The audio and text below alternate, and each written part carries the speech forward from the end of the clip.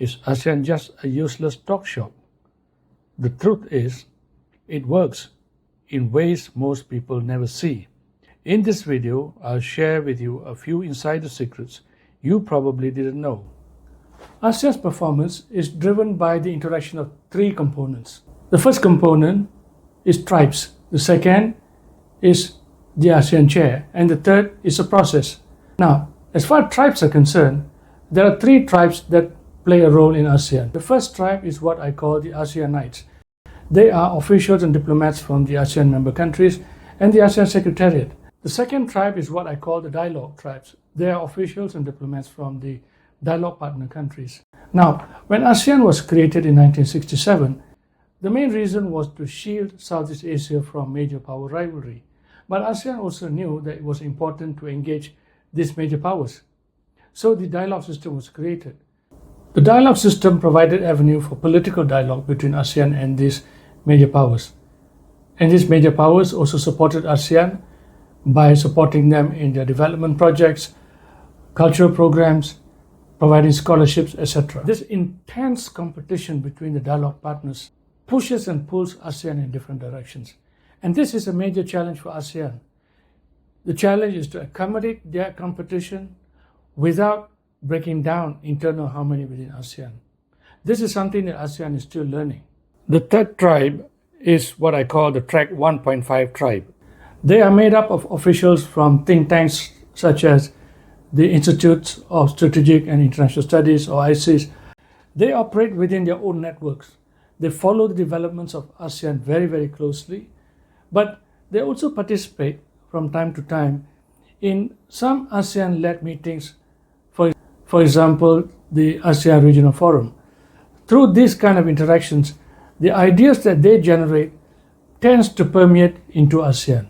The second component is the ASEAN chair. Now, in the early days of ASEAN, there was no ASEAN Summit. They only met when there were significant or important external events. Therefore, it was only after the fall of Saigon in 1975 and after the American withdrawal from Vietnam did the ASEAN leaders feel it was important to meet in a summit.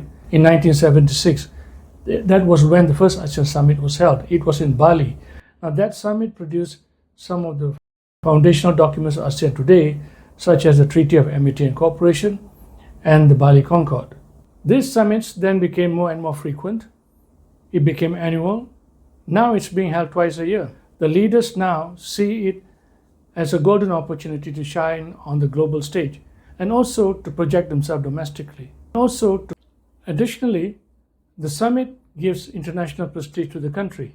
There is also one other thing that I want you to remember. Every ASEAN chair wants his chairmanship to be seen as successful. Therefore, it is an unspoken agreement between the member countries to give some leeway to the chair. In this way, the ASEAN chair has a certain leeway to shape the outcomes of the ASEAN meetings. And this makes the ASEAN chair a powerful player. Third component is process.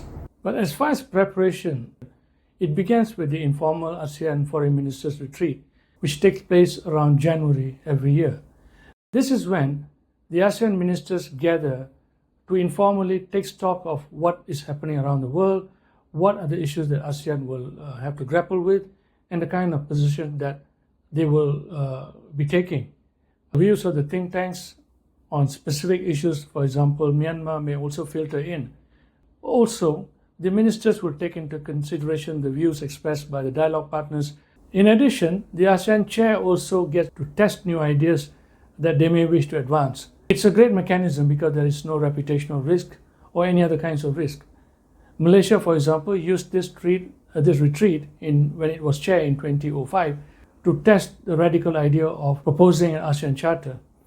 After the informal retreat, the senior officials will get to work. They would meet in series of meetings throughout the year to fine-tune, to process those issues that have been flagged out by the ministers before finally bringing it to the summit. The economic and social cultural affairs officials also follow the same process. For this calendar year, there are close to 1,000 ASEAN meetings. On any given day, there's at least one or two or maybe three ASEAN meetings taking place somewhere in Southeast Asia. So how does the whole thing work?